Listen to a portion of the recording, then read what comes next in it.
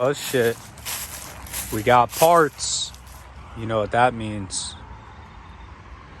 They ain't for you or you. They must be for what's in the garage.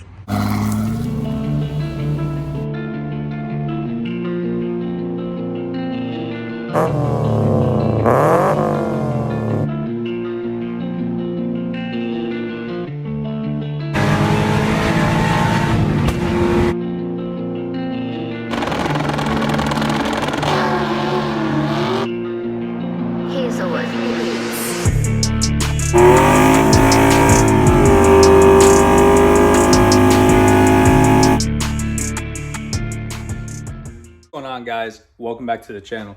Just want to throw it out there. You guys are absolutely killing it. 824 subscribers. Guys, we are getting there. We are so close. So close.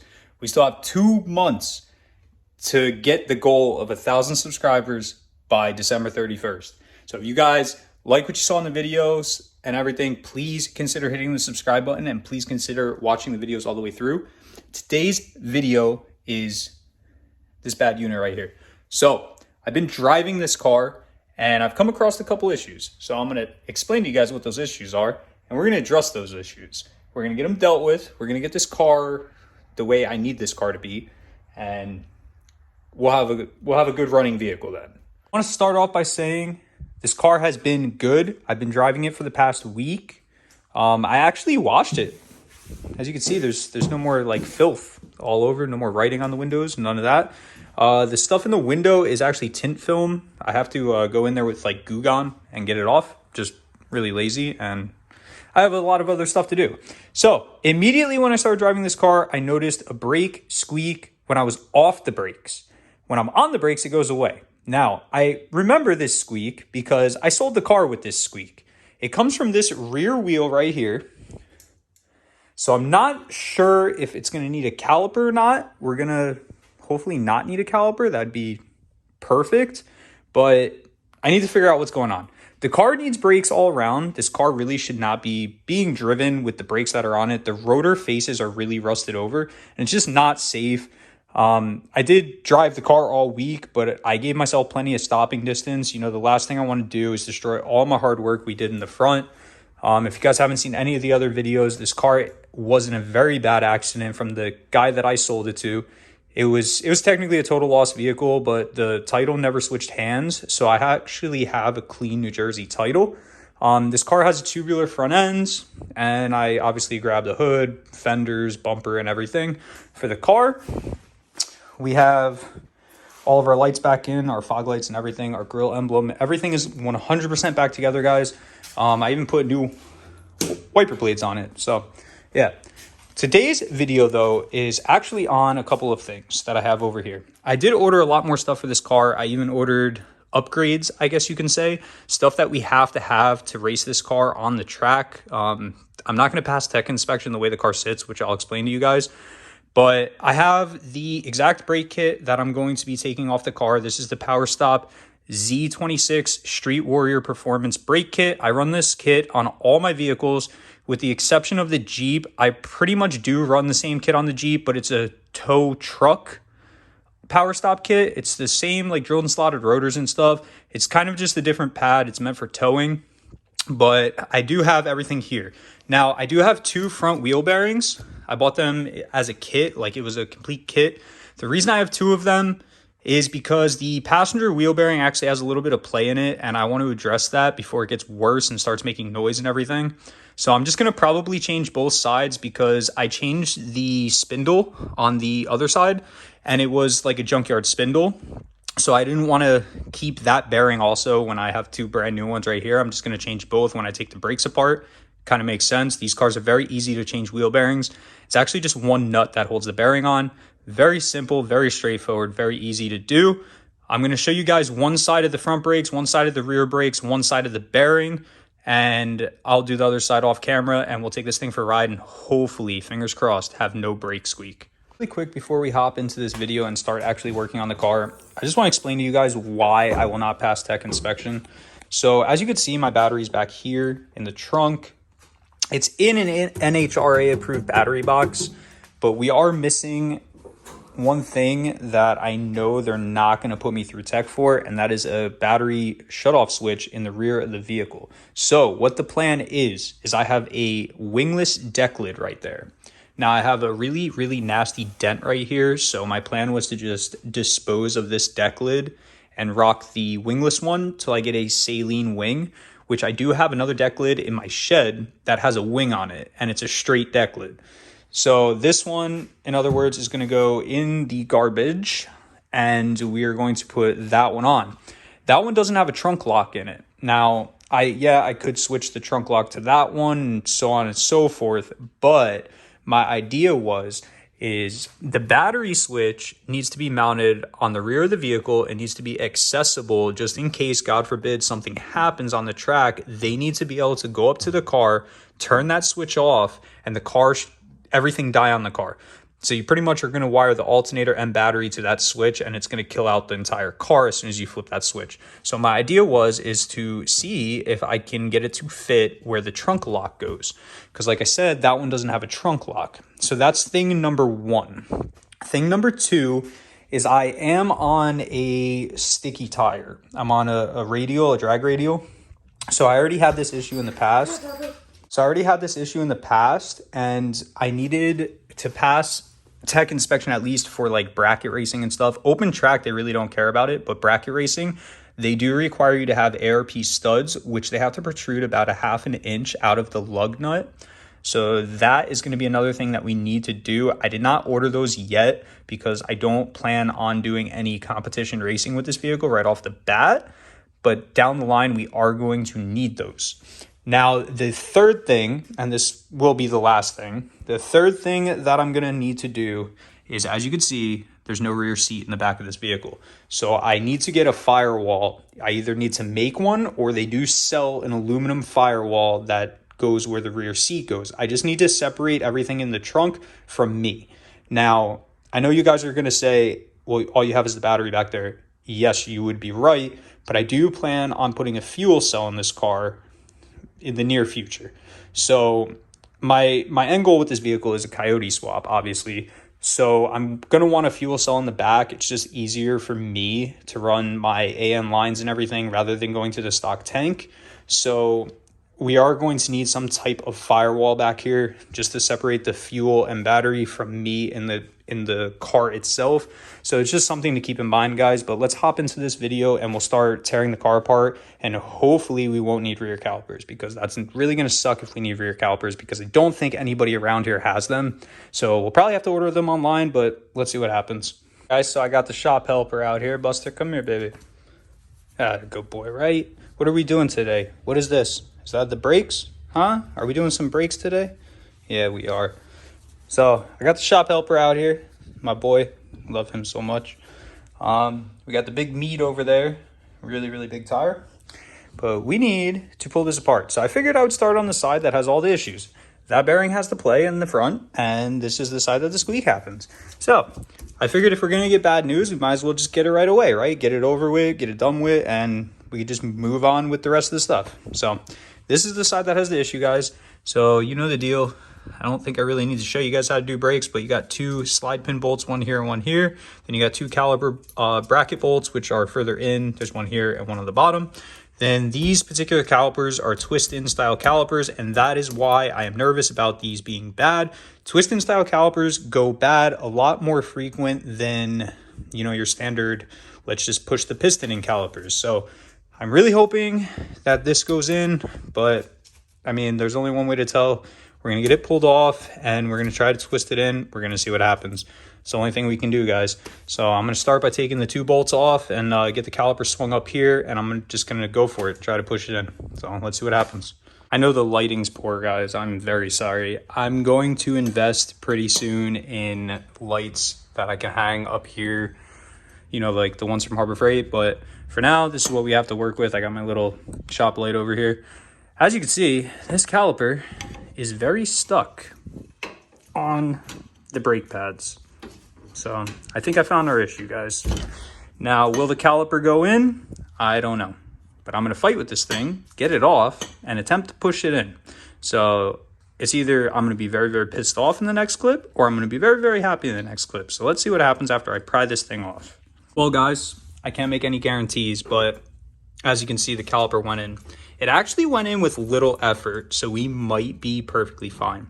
Now, you guys need to remember that when I used to work on this car, I was very young, my tool selection was very limited, and I guarantee you I did not have the proper tool to twist that in like I do now. I know, the lighting, but I have a whole entire, obviously, kit to push brakes in because I do this for a living, and I have a lot of tools now. So I have the proper tools to do jobs. So that went right in. So fingers crossed, that's all it was.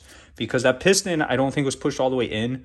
So I guarantee you when I was younger, I was like, I want to get this shit done, and I guarantee you I forced the brake on. I guarantee it. I'll just admit it to you guys. That's probably what I did.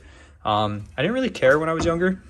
Nowadays, a lot different. Like, I've been going over this whole car and redoing stuff, but the caliper is in, so I'm going to pull this bracket off. I'm going to clean this up real nice. We're probably going to put new hardware on everything. We're going to grease the shit out of everything, and we're going to hopefully have a quiet braking system that actually stops the car how it's supposed to stop the car. So let me get this bracket off, get the rotor off, get the new rotor on, get the bracket greased up and everything, get the bracket back on, and I'll show you guys this side finish right here, and we'll move to the front over there, I guess, and show you guys how you do those, because these brakes are a lot different than the GTs or the V6s. Now, the second issue I noticed, guys, for one, I did go ahead and I cleaned the whole entire caliper up here. I'm going to grease everything up. Now, the other issue I noticed is there's no hardware on the pads that I took off. There's not the top hardware that goes up in your caliper in the front there. It locks into here. That hardware wasn't there, and also the hardware that goes on the actual tips of the brake pads on the edges was not there. So that honestly could contribute to our squeaking problem that we had. You know, if there's no hardware, the pad could be rocking around squeaking. So we're obviously doing this brake job properly right now.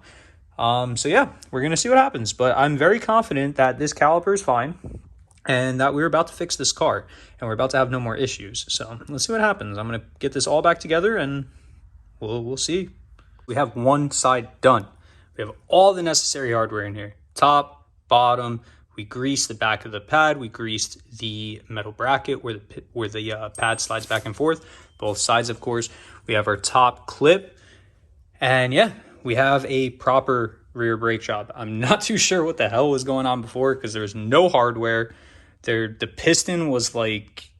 It almost looked like the piston wasn't pushed all the way in when the brakes were installed. Now, when I bought this car back, I did find rear brake pads in the back of the car. So I'm not sure if I was the last one to touch this or not. But if I was, I don't know what the hell I was thinking when I did it. But we're good now. It's done properly. The rotor spins freely. Obviously, I can't really spin the rotor because it has a locked rear end. So yeah, but we are going to now... we're going to now go to the other side. We're going to do that side, and we're going to go from there. Guys, so we are on to the front brakes. Backs went well. I did both rears. No issue with the other side whatsoever. So we are going to do these front brakes. And also, we're doing the wheel bearing. So the wheel bearing consists of popping this cap off. There's one nut behind here. I believe it's a 36 millimeter. We need to unloosen that. This wheel bearing nut gets torqued to 258 foot-pounds. It's a lot of torque, yes, I know, but it needs to be done. And that'll consist of the bearing. Buster wants to say hi over here. And then what I was saying about the Cobra brakes being different than the GT is the fact that the GT, you'll have your standard caliper with your two bolts on the slide pins. This is actually like a floating caliper. There's actually not slide pins. So this caliper locks in, and then it has this pin down here, right here. You can see it. It has a clip on the backside. You pop that off and the pin will drive outward and it'll come out, and then you'll be able to lift your caliper off and you'll push it in just like normal. So it's kind of more like a Brembo style caliper, I want to say, but you know, it's still a brake job. And then you'll obviously have your two caliper bracket bolts, which are, you know, further in down there. So I'm going to get this all taken apart. I'll pick you guys up when I have it apart, and we'll start assembling. All right, guys, so as you can see, everything's disassembled. The axle nut is a 36 millimeter. It looks like this guy right here. So I know it looks a little weird because it has that like crown on top. But what happens is when it tightens up, it mushrooms out the lock ring inside there, which keeps your wheel bearing on nice and tight. I cleaned the spindle up, just took all the dirt off and all the nasty shit that was on it. As far as the calipers go, very easy, just one pin, C-clip, pin slides out, caliper lifts up and you pull out. No big deal there. I did not take the old pads off yet because I have to compress the caliper, so I'm going to use the old pad to do that, and then we'll reassemble. So right now I have obviously the brand new bearing over here. I'm about to slide that on. We're going to start our nut, tighten it down a little bit with the impact gun, and then I'm going to go and torque it to 258 foot-pounds, which is what the directions said for those bearings. So that's what I'm going to do. And then we'll put our brakes on and everything, and we'll knock the other side out, close this video out. So nut's torqued. I put the little cover back on, the little cap. Spins nice and free, like a new bearing should. I'm about to toss the rotor on, new brake pads, compress the caliper, put everything back, and we should be good up here. Now, I didn't have an issue with any of the brakes in the front, but I did have play in that wheel bearing. So once I get it all back together, the wheel on, I'm just going to check, make sure that the play is now gone. It was coming from the wheel bearing, so it should be gone, but it doesn't hurt to make sure. So yeah. All right, guys, so we got one side completely done. Brakes are on, wheel bearing's on, new rotor is on. So the car is not done. I'm going to go do the other side off camera, but I just wanted to give you guys a quick update, close this video out, so I could edit it up, get it uploaded for you guys. But yeah, we got a safe vehicle again, guys. So brakes are new, bearings are new. There shouldn't be any play in that front wheel. I'm going to check it as soon as I put the wheel on, but I'm sure we'll be fine. But yeah, guys, pretty much ready to rip again. So I hope you enjoyed what you saw in today's video. I just want to give a big thank you to every single one of you that have been my day one subscribers, people commenting down below, everything. I love communicating with you guys. I have some normal people that comment down below. Love y'all. Yeah, Mustang's coming along. It's coming along great. I'm really, really happy that I could drive this car again, take it out for cruises and stuff. I haven't really like beat on the car. I did a couple pulls here and there, but I haven't been really beating on the car because I'm just trying to drive it around, see what else is going to pop up. Another thing to note too, I do need to do the rear diff fluid and the trans fluid because they're old, and I just don't feel great about leaving those in there when fluid's cheap enough that I could just swap it out, and it's just cheap insurance. So I hope you guys enjoyed what you saw in today's video. Please drop a like up on this video, comment down below, subscribe to the channel. If you want to be notified when I post, you can hit the bell notification, but I do post every Friday, 12 p.m., or at least I try to every single week for you guys. So the next video you guys see of the Mustang, I want to say it's probably going to be with my buddy's Fox body. He's been killing it with that car. He's been doing a lot with it. His was also off the road for a very long time, so it's going to be really cool to get these two cars back together. They have not actually seen each other in like 7 years, so it should be really, really cool to meet up, and we could do a nice video with that, probably do like a cruise video or something. We'll see what happens, but yeah, that's all I have for you guys today. Please drop a like up on this video, comment down below, subscribe to the channel, and I'll catch you in next week's video, Friday, 12 p.m. Thank you all. Have a nice night. Peace out. Suspects are in custody this afternoon, now facing charges after a police-involved shooting in Newark overnight. After the overnight shootout between officers and at least 2 gunmen. People nearby describing the scene around midnight as a tense standoff. Investigators say Newark officers had been patrolling the area when they confronted the suspects, one of them pointing a gun at the officers.